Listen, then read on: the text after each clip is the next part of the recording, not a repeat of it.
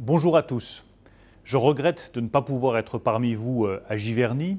J'avais pris l'engagement de participer à ce forum, mais le président de la République m'a demandé de l'accompagner à Évian pour les rencontres franco-allemandes. Je voulais néanmoins vous dire toute l'importance que j'attache au forum que vous organisez aujourd'hui et à cette question de la responsabilité sociale et environnementale des entreprises. Cette interrogation sur le rôle des entreprises, il n'est pas nouveau. Il remonte déjà à plusieurs décennies, avec une interrogation fondamentale, comment conjuguer la profitabilité indispensable des entreprises avec le rôle qu'elles ont à jouer dans la transformation de nos sociétés et dans la transformation de notre économie. Cette question, elle est devenue de plus en plus aiguë à mesure que le réchauffement climatique devenait une véritable préoccupation pour l'ensemble de nos sociétés.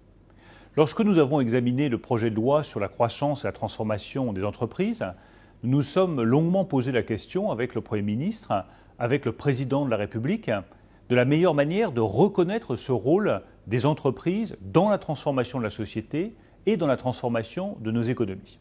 Et nous nous sommes dit que la meilleure façon de répondre à ce défi, c'était de mettre en place une responsabilité sociale et environnementale des entreprises définie par le Code civil, le Code Napoléon, qui n'avait pas été modifié depuis plusieurs décennies. Le deuxième choix que nous avons fait, c'est de faire de cette responsabilité sociale et environnementale non pas une obligation pour les entreprises, mais une faculté.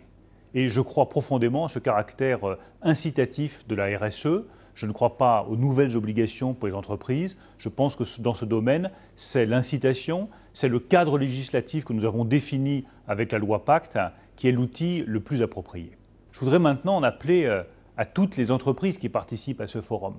Suivez l'exemple de beaucoup d'entreprises dans tous les domaines en France, domaine de la technologie, de la restauration, de la distribution, du luxe, qui commencent à réfléchir à cette RSE ou qui se sont dotées déjà d'une RSE.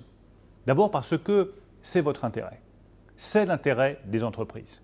Si vous voulez attirer des talents, si vous voulez que les meilleurs vous rejoignent, il faut que vous définissiez la responsabilité sociale et environnementale de votre entreprise. Je ne connais pas de jeunes aujourd'hui de 20 ans qui vont aller s'engager dans une entreprise qui n'aurait pas défini l'utilité de sa production pour la société et pour l'avenir du XXIe siècle.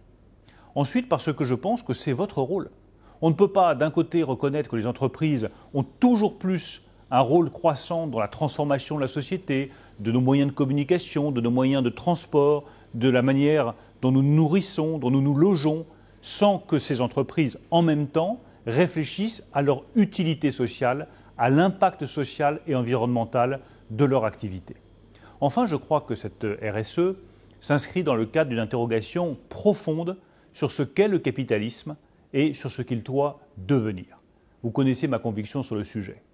Le capitalisme du XXe siècle, celui qui épuise les ressources, celui qui provoque une augmentation des inégalités à l'intérieur de nos sociétés, ce capitalisme-là n'a pas d'avenir devant lui. Le capitalisme auquel nous croyons avec le président de la République, c'est un capitalisme qui n'épuise pas les ressources de la planète. C'est un capitalisme qui se bat pour l'égalité entre les femmes et les hommes sur lequel il reste tellement de chemin à parcourir et nous sommes décidés avec Marlène Schiappa à faire de nouvelles propositions dans ce domaine. C'est un capitalisme qui réduit les inégalités, pas simplement entre les pays, mais à l'intérieur même des pays. Parce que personne ne peut accepter que ces inégalités aillent croissantes, que certains aient des salaires qui ne cessent d'augmenter, quand d'autres ont des salaires qui stagnent. Voilà aussi le cadre politique et le cadre économique dans lequel s'inscrit cette décision d'avoir la responsabilité sociale et environnementale des entreprises dans le Code civil, c'est-à-dire dans un des outils légaux les plus prestigieux du droit français. Je vous souhaite donc de très bons travaux aujourd'hui dans le magnifique cadre de Giverny. Je souhaite que vous puissiez me donner les conclusions de vos travaux et que nous puissions travailler ensemble pour que dans les mois qui viennent, nous puissions avoir le plus grand nombre d'entreprises françaises qui donnent l'exemple et qui se dotent d'une responsabilité sociale et environnementale. Merci à tous.